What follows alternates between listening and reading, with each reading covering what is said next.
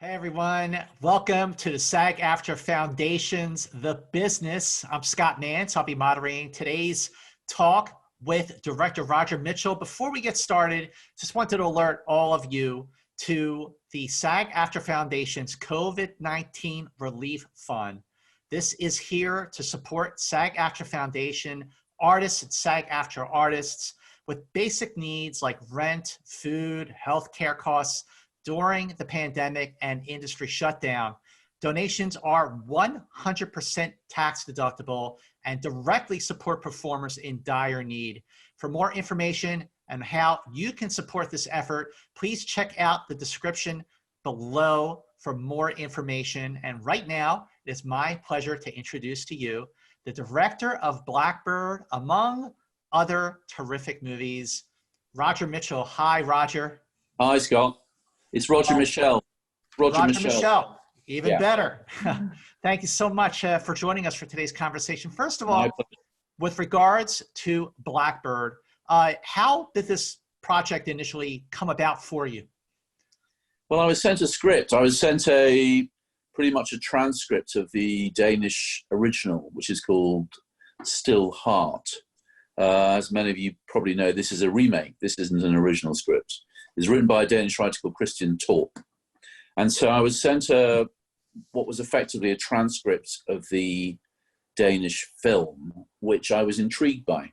And I was sent it by Cheryl Clark, the producer of the film, who I'd worked with before. And I went to Copenhagen and I hung out with Christian for a few days. And we talked about how the script might change or how it might be adapted for a slightly different tone, a different audience. And I felt that I would like to do it. I felt it was something that presented interesting challenges for me as a director that I'd like to do. I hadn't seen the original film. I hear the original film is absolutely wonderful, and I don't quite dare see it, but I wanted to make a different kind of a version of the film, if you like. Absolutely. Well, I think maybe in this case, it's better to not see the original, so you can just make your own film without being even subconsciously influenced by what you saw. But really, this is absolutely an actor's showcase with a great cast. What are just some of the benefits of working on an independent film like this with such a top-notch cast like this? Well, all films depend on their casts, really, for their sense of truthfulness. I mean, I was amazed to get such an incredible cohort of outstanding A-listers for this film, and I think they were attracted to it for a number of reasons. I mean, I think the idea of making an ensemble film in a single location over a kind of quite intensive short schedule is an attractive prospect to actors. Most films are shot out of story order. They're shot in multiple locations. Quite often you don't meet many of your other actors because you're not in scenes with them. So here is a film where everyone's there the whole time. We found this location. We all stayed within kind of half a mile of this location, and we all slowly sort of suffered, I think, from a kind of Stockholm syndrome. You know, we were all kidnapped by each other and kind of fell for each other and fell for what we were making, which was a very small, very intimate chamber piece where every single performer had a moment to shine. Indeed, every single performer is kind of on stage the whole time. And that's very much what interested me about the material, perhaps more than the bigger theme of euthanasia. You know, this is really, like I said, an actor showcase where everyone does, like you point out, everyone has more than one chance to shine. It really is a true acting ensemble. You mentioned like finding the location. Where is this place? How did you get it? Well, it's in England for a start. It's in the south of England. It's not in the United States. So it's near a place called Chichester. And I was put onto this location by Kate Winslet, who lives very close to this location. And of course, I spent months looking for the right location, and I kept thinking, oh, Kate only wants me to look at that place because it's close to where she lives, and it means she won't have to get up early in the mornings. But I eventually went to see this amazing house, which is very American in its vernacular. It's made out of timber and steel and glass, and very few houses like that exist in the UK. And I instantly thought, with a little bit of tweaking of the script, this house could become, if you like, the ninth character in the drama. You know,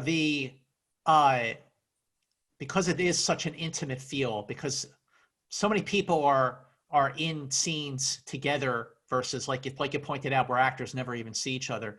How fast was the shoot, and did you shoot chronologically? Yeah, we did. I mean, it's the only time I've ever been able to shoot in story order chronologically, for the most part. Most films you have to shoot wildly out of story order because of the availability of the location or the actors or a myriad other considerations. But here was a film that really could realistically be more or less shot in story order. And that was incredibly liberating for all of us, I think, and pleasing, so that we could slowly dig into the story and the characters. And we didn't hit the kind of huge emotional scenes until sort of quite late on in the shoot, which is I think an advantage for all of us. What are some of the other advantages, though, to shooting a film chronologically? I mean, it seems like the answer would be pretty obvious, but I mean, there are many benefits to that, I'm guessing. Well, I think the answer is quite obvious. I mean, I think everyone knows what's happened. You know, everybody is constantly aware of the scene that's just preceded this scene, and their backstories and the journey, the big or little journey that they've embarked upon at the beginning of the film. I mean, as opposed to coming to the set, and actors are very good at preparing for these things. Well, some actors are better than others, but I mean, sometimes actors will come to the set and say, hang on a minute, what's just happened? You know, what have I just done? And you spend a little bit of time, which perhaps you shouldn't need to, explaining the previous scene that you either shot 6 weeks before or you haven't shot at all.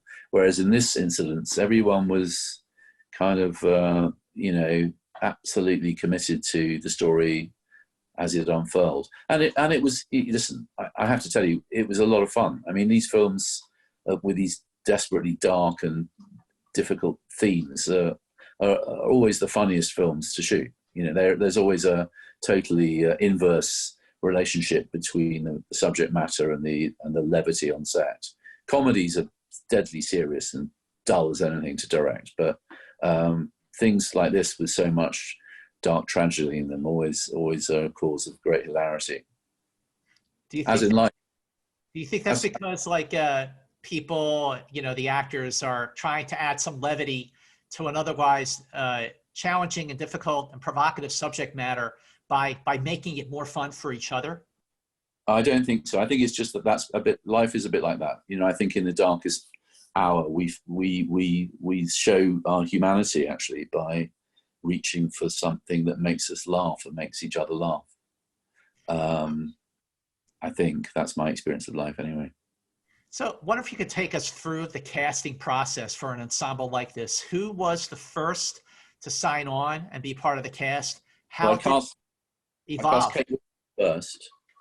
I've known Kate for years and we've always wanted to work together. So I cast Kate first. And that's always a great sort of standard you can plant in the middle of the battlefield, that you've got Kate Winslet, because people like Kate very much and want to work with her. And then there was I was going to make the film with Diane Keaton, who had to pull out for various dates reasons. Her film was running over and blah, blah, blah, blah, blah. And within a week of Diane having to say adios, Susan had said buongiorno. So that was absolutely wonderful. So Susan was, I guess, next. I can't quite remember the order after that, but it all fell into place remarkably gracefully. And as I said at the beginning of our talk, I was pretty amazed by the caliber of cast the film was attracting. When your first choice, whether it's this film or the other films you've made, produced, directed, written, and your first choice can't do it, and you go to another equally talented actor who's just brings something different, a different energy. Yeah. How do you tailor, or how do you fit the screenplay to fit the actor, or do you not do that and the actor just knocks it out of the park?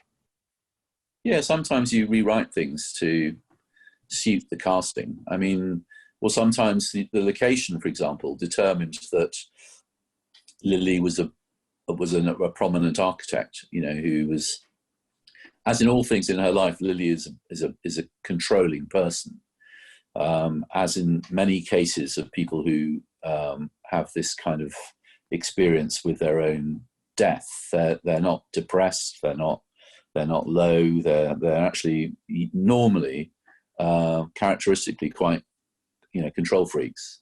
And so that fitted well with this picture of this woman who was a brilliant architect who designed this house herself, etc., etc., etc.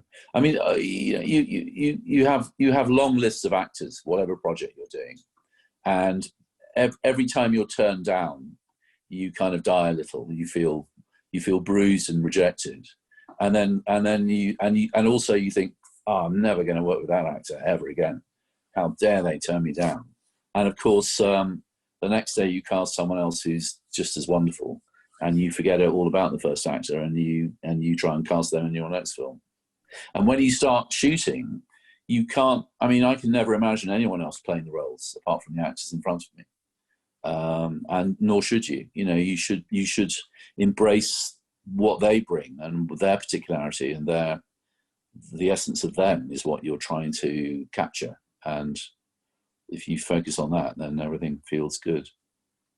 You know, the first time you had everyone together, whether it's for a table read or some kind of rehearsal process, what were those first moments like? What were the first conversations you had sort of with everyone in the room? Well, Susan bought her dog. So we talked quite a lot about Susan's dog. I was surprised to see Susan's dog. Dog was it? What? Sorry? What kind of dog was it? I don't know the type of dog. Very cute little dog. And she brought these magic little pads that you put down in the corner of the room, and the dog knows to go and pee on the pad. And I know cats can do that, but I didn't know that dogs could do that. My dog certainly can't do that. It's too stupid. So, you know, it's so hard to say exactly what goes on in this. It's a room that is private, so I don't bring in lots of other people. There aren't lots of assistants, and there aren't script editors, or, you know, it's our room. It's our room where you can say what you like, and you can make a fool of yourself, and you can do a reading which isn't right, or you can have a laugh. You know, that's the important thing, is to offer the actor a kind of sanctuary room in which anything can happen and no one will judge you. And into that room I bring, in this case, I brought people who were suffering from ALS, people who looked after people who were suffering from ALS, people who knew a little bit about assisted suicide, and you know, these various dignitas and various other places in the world where you are allowed to legally go and carry out this procedure. How did that elevate the story, elevate the performances? Like, what were some of the real benefits to the actor? Someone who's going through this, if you meet someone who's actually in the kind of beginning of the last lap of suffering from this terrible disease, the effect is electrifying on everyone in the room, because you understand what this film's about. You know, you understand it, you get it. It makes a terrible sense. ALS is known as the 1,000-day disease, I think, because it's normally 1,000 days between the diagnosis and the death.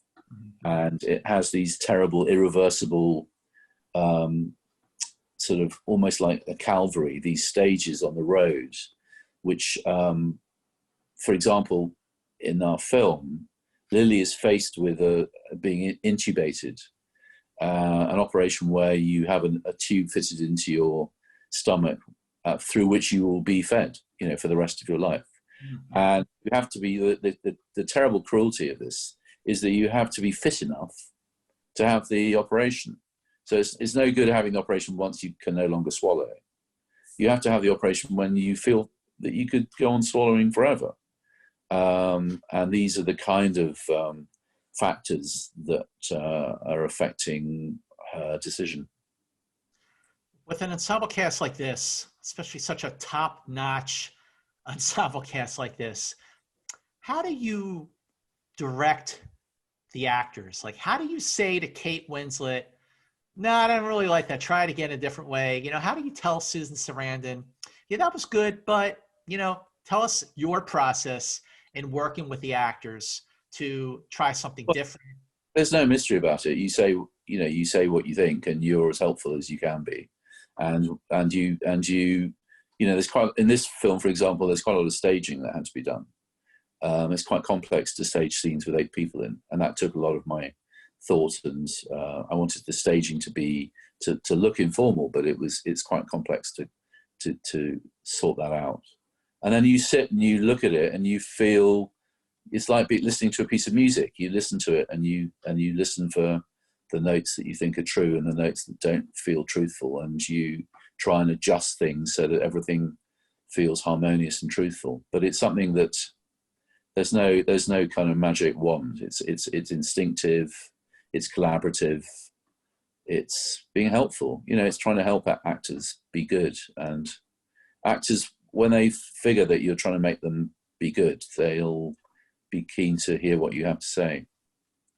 Yeah, you say you had been wanting to work with someone like Kate Winslet for a long time. Yeah.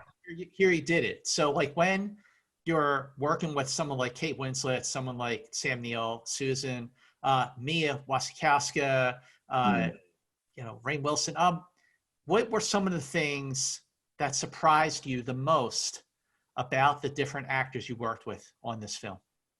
Well, all actors surprise you all the time because they're so darn good at their job.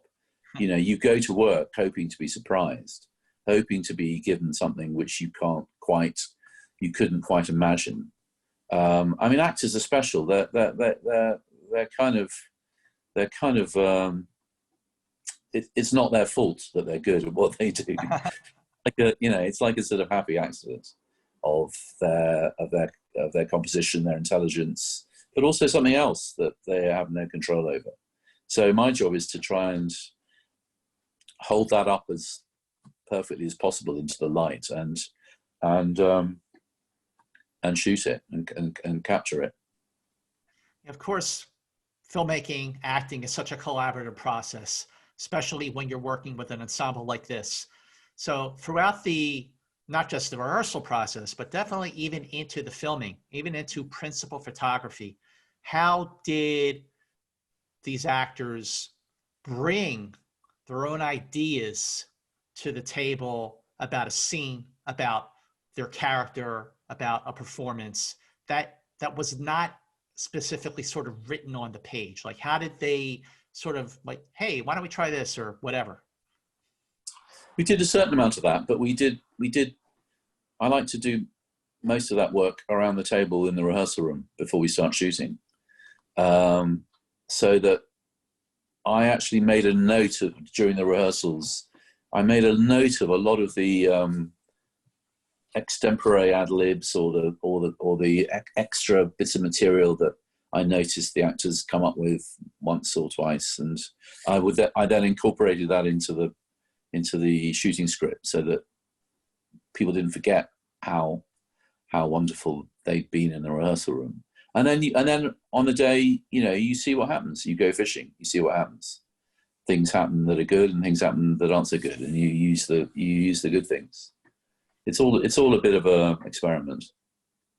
Was there anything that happened during the experimentation of it all that you just went, oh my gosh, that was awesome, we got to use that?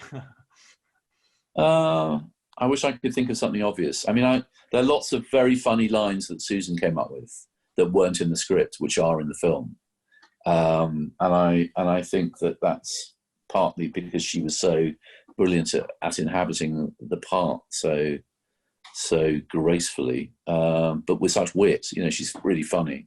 I wanted the film to be as funny as possible. You know, God knows it's sad enough. I wanted to get as many jokes in as possible, and to find that spirit of you know, fun that in spite of everything, families have. You mentioned adapting the script to fit the actor, someone who was cast later. How did that work for the casting of Chris? Well, Chris in the original is a man in the original Danish film. And we decided, before we cast Bex, we decided it would be interesting to change that part to a woman.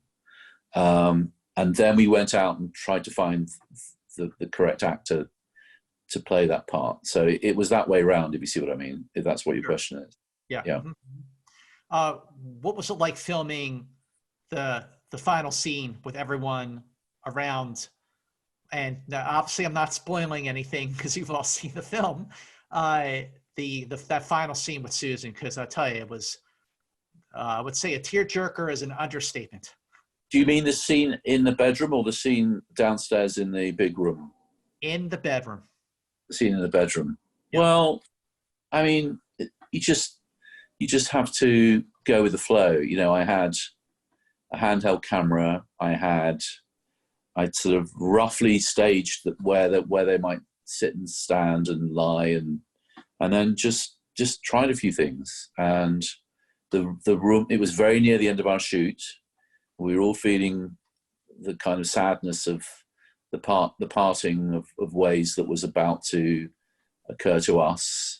And it was, like I say, you know, it's a very emotional scene, but there was lots of laughter and love surrounding the scene. I suppose it was in some way, it was a kind of tiny version of what the real scene might have felt like. You know, we're taking some questions from our SAG-AFTRA members who are joining us for today's The Business. And I'm seeing a whole lot of questions here that are really, really awesome. So I wanted to take one from Bea Soon. Her question is, tell us about your choice to shoot mainly in wide shots with few close-ups. That's a great question. Yeah. Okay, well, that's a good question. I mean, every time you do a film, you have to sort of, as a director, I try and decide how I want the film to feel, and through understanding that, a series of rules, if you like, about how I want to shoot the film. And on this occasion, I wanted to keep it the camera very static for most of the film. I think the camera only moves really once in the first hour of the film. And I wanted to keep it dispassionate. I wanted to often have wide shots where you get the feeling of the sense of the whole group. I wanted it to feel democratic, I suppose, in that way, that each of the 8 characters, somehow actually bigger parts than others, but each of the 8 characters are of equal importance to this story. And so that was my approach. And you know that the currency of the close-up is a currency that's easily devalued. And the last thing I wanted this to feel like was sort of talking heads or glorified television. I wanted it to feel like a proper theatrical vibe, you know, in this amazing location that, even though there are no car chases or cuts to, you know, foreign lands, I think the location has so much visual sumptuousness about it that it sustained the story. So this next question comes from Katerina Tana, and how did you make the art direction choices you made? They were governed by the location. Everything came from the location. But everything that you see in the film, all the furniture and all the decor, is the result of the production designer, John Paul Kelly. So we took every stick of furniture out of that house. apart from, you know, in the kitchen, the things that were immovable, and redressed it with a slightly different sensibility. All the paintings, all the furniture, all the books. But we knew that we wanted to preserve this graphic nature of the environment, so that the characters are stand out very graphically against these white walls and against all this glass. So this next question is really interesting, because when I was watching the film and it got to the point where I believe it was Kate Winslet's character, Jennifer, was starting to have second thoughts about the decision that the family made. Yeah. Okay, so was there ever a chance that the ending would be different? Were alternate endings ever discussed, or was this the film that you were going to make from the start? She always dies, if that's what you mean.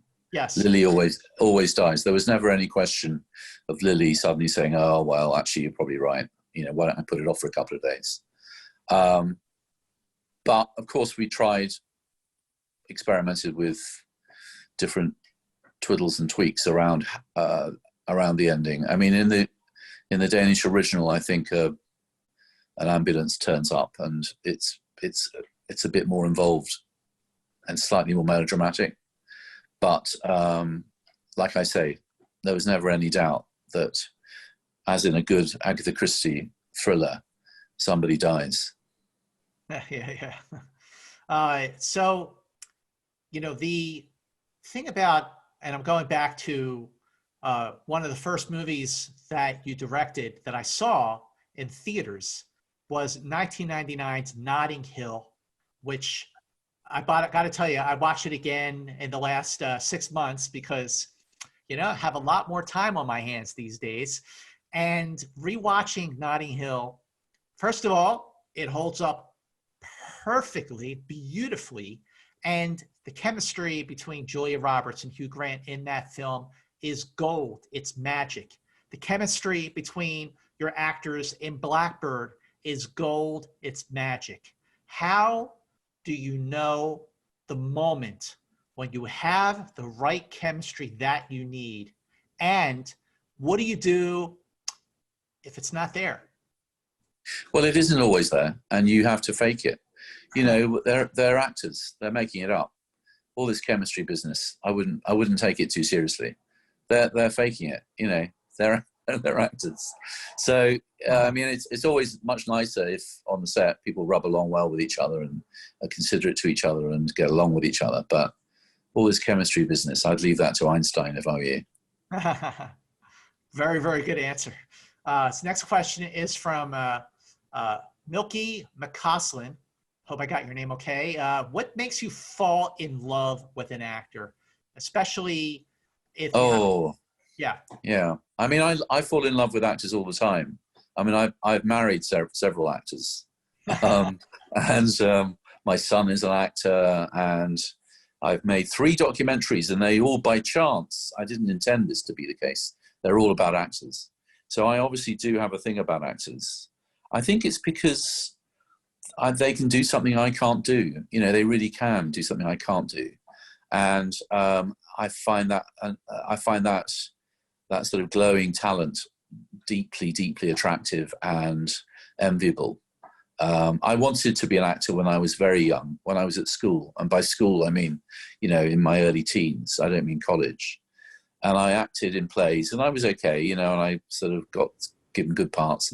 But by the time I was around 13 or 14, I noticed something that some of the other kids were just better at acting than me. And it wasn't that they could learn their lines better, or they looked better, or they were more athletic, or any of that.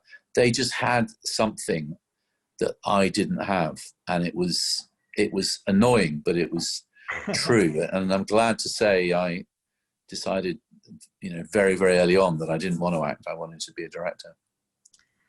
So before we take more questions from our members, I wanted to sort of take you down. I wonder if you could share just the first thing that comes to your mind about the actors you worked with So what I'm going to do is I'm going to name one of your films, and I want you to tell me something, the first thing that comes to your mind about the actors, your cast, something that happened. Okay, this is like sort of a torturous psychoanalysis going on. You're gonna do an ink blot test on me in a minute. Kind of, yes. So of course, you know, because I brought it up anyway, Notting Hill, first thing that comes to your mind. Well, I mean, Julia, you know, Julia was just so wonderful to work with. So for me, she fakes spontaneity better than any actor I've ever worked with. She has this incredible ability to come alive in front of the lens, which I'd never really experienced before. And I think she was also one of the first American actors I'd worked with. You know, we come from very different traditions, American screen actors and British screen actors. British actors all come out of the theatre and they concentrate on the word. You know, they're interested in the spoken word.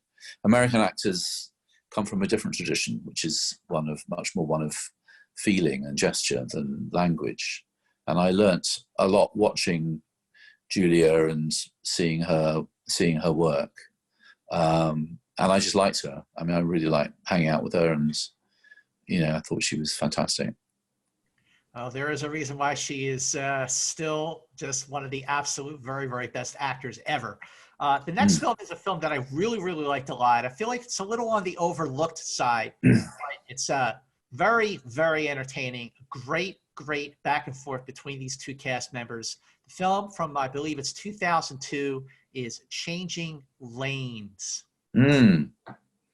Well, I mean, I can talk about both Ben and Sam. I mean, that was something else for me doing that film. It was all shot in New York. It was a really exciting episode for me. I found both of them pretty good fun. I mean, Ben was incredibly keen to be as good as he could be, I feel, in that film. I felt that he really worked hard to be taken really properly seriously. I think I can't remember at what stage in his career he was, but he worked so hard, and I think his performance is so outstandingly good. And Sam is just a superb craftsman. You know, Sam has unbelievable skill and facility, and was there for it every single day in the freezing rain, always on time, always on top of everything, totally professional. Yeah, it's funny. And he gave me a ton of those caps he wears. I mean, he gave me about 20 of those caps, some of which I've still got. Like, occasionally they get an outing. Yeah, I'm really glad you said that about Ben Affleck, because I remember, you know, I could tell you where I saw movies, what day, what theater, all that. I'm like Rain Man like that. But I remember specifically when that movie was over, really hitting me like Ben Affleck he's a really good actor. He should get more roles like that. So I'm glad that you mentioned that. The next film is just a wonderful movie from 2006, and just features just a performance for the ages from an actor for the ages. Tell us about the film Venus. You're talking about Peter O'Toole. Peter O'Toole. Yeah, so I don't think Venus was Peter's last film, but I think it was maybe his last great film. And he was, it was like quite hard to seduce him into doing the film. He was quite suspicious of the film, of the way that I wanted to make the film.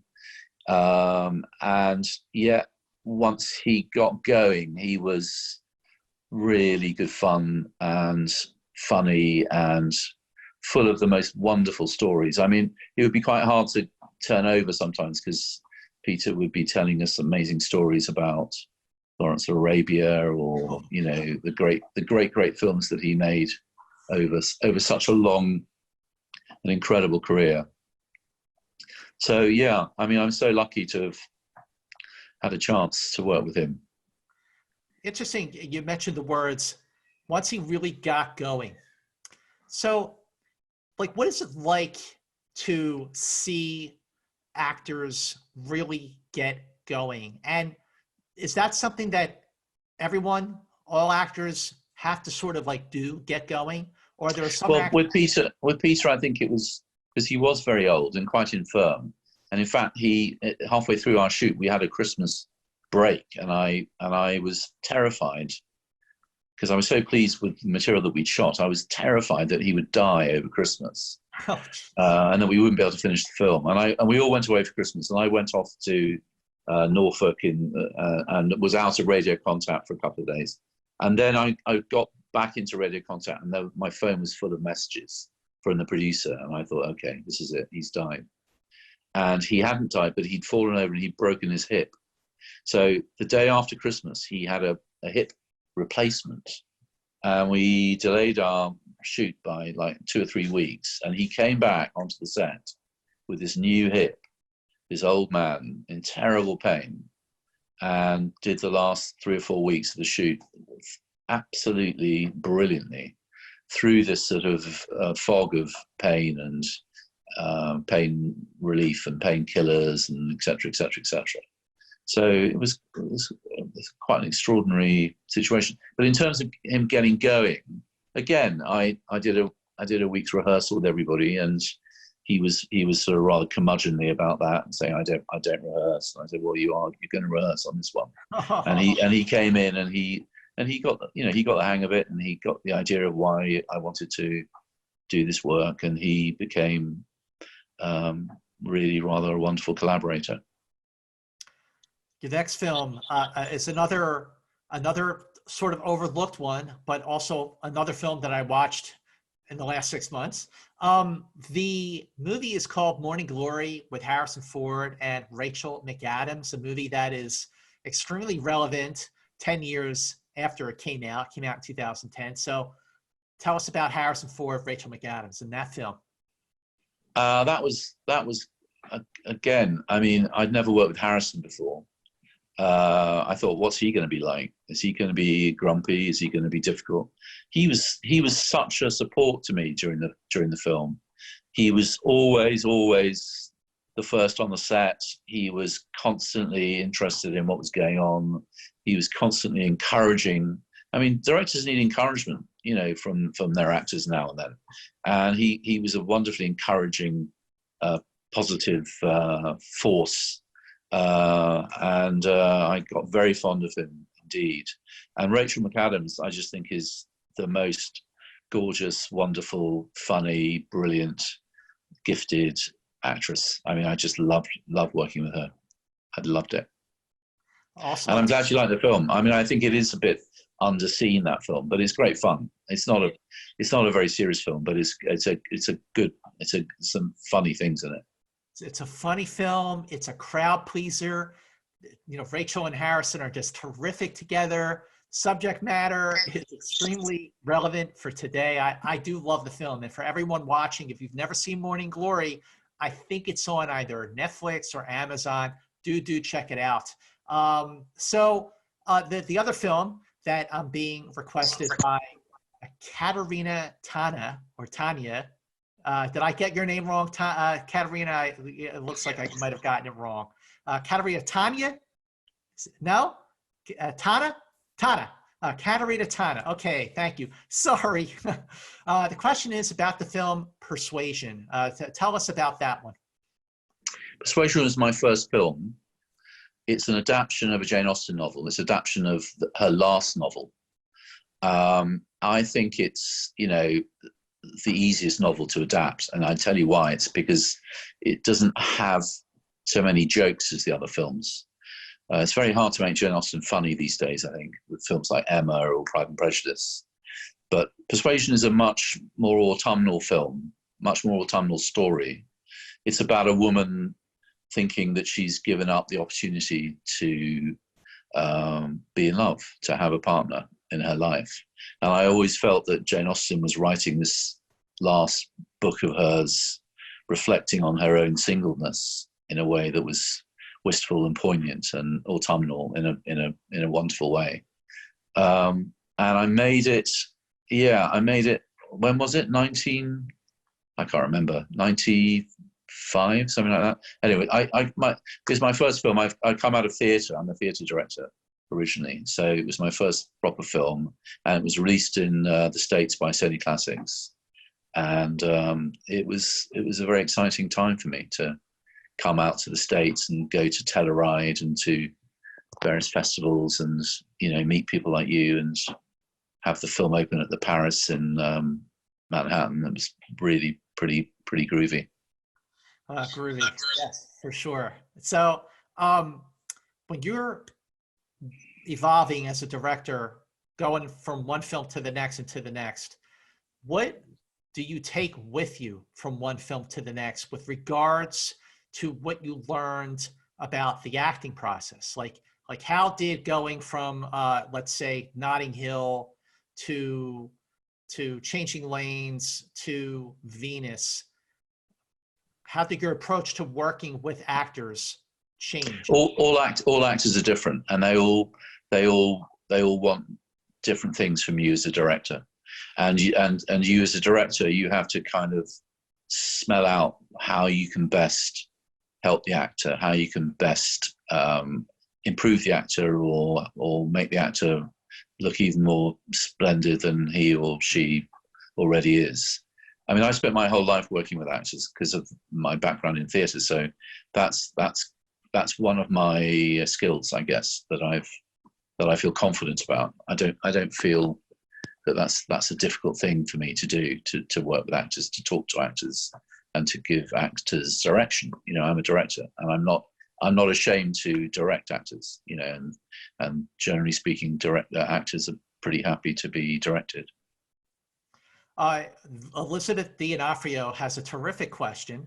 Question is there a difference working with more seasoned actors than with younger, greener actors? Not really, in my experience, no. Not really. That I don't think as actors get more seasoned, they get less frightened, or less in need of reassurance. And I think that it's quite an exposing, scary thing to do, to be an actor. And I think although some actors develop strategies to hide that, the prevailing mood is one of oh my God, how am I going to get away with this one? And I think all actors, and I think everyone working in this business has an element of that, a streak in them. They should do, because it makes you work a bit harder. I'm getting asked again, people are really curious about the rehearsal process, and specifically this question from Cynthia Hood is, could an assured performance be given without a rehearsal? I'm sure assured performances are given all the time without rehearsal. It's just not my way of working, and it wouldn't give me any pleasure to try and work like that. To have actors come out on their day and meet each other for the first time and do a performance that they'd rehearsed in the mirror, it doesn't interest me. So, but it could be great. I think lots of actors work like that. How many takes did you do on Blackbird versus something like Notting Hill or Morning Glory? Well, it's often, if it's like a shot with like 7 or 8 people in it, it often takes a long time for everyone to get it right, and for me to get it right, to get the staging right. So if it's a shot that I'm not intending to cut into, if I've got no extra coverage to act as a kind of safety net, then I'll go as many times as I have to until it's absolutely perfect. But if it's coverage, if it's a shot which is going to be matched with other shots, then you don't need to necessarily have the whole thing perfect in one go. You need each piece of it to be perfect in the several takes that you've got. So I'm not somebody who I don't go again for no reason. I don't just say again, as some directors do, I think. So two questions. One from Frankie Varoka is, how many shooting days on Blackbird? And how many shooting days did you have on Blackbird? We had 25 and I shot it in 24. Nice. Very, very good. Yes. Everyone's clapping. This is awesome. What was your, like, I think I read, back in the day, your first cut for Notting Hill was quite long, and Yeah. 90 minutes that you didn't use. How long was your first cut? More. Blackbird? Oh, about 2 hours. 2 hours, I think. Yeah. That's comfortable. To bring 2 hours down to 90 minutes is a good ratio. And I kept expecting to hear the song Blackbird in the movie. Maybe at the end, maybe the Beatles version, maybe a cover version. Yeah. Why Blackbird, and how come you didn't use the song? Well, we had the song in the script actually at one stage, and decided to call the script Blackbird. Still Heart doesn't work as a translation from the Danish. And then we cut the song out for various reasons, but the title, the then temporary title, stuck. And then as we were making the film, everyone was scratching their heads thinking, what are we going to call this film? And in fact, we ran a competition with the crew and the cast. But a case of champagne was the reward for choosing the best title. And thousands of titles were submitted anonymously. And at the end of it all, we all thought, actually, Blackbird feels strangely like the title we want to keep, because there's quite a lot of Blackbird song in the film, and you occasionally see a blackbird.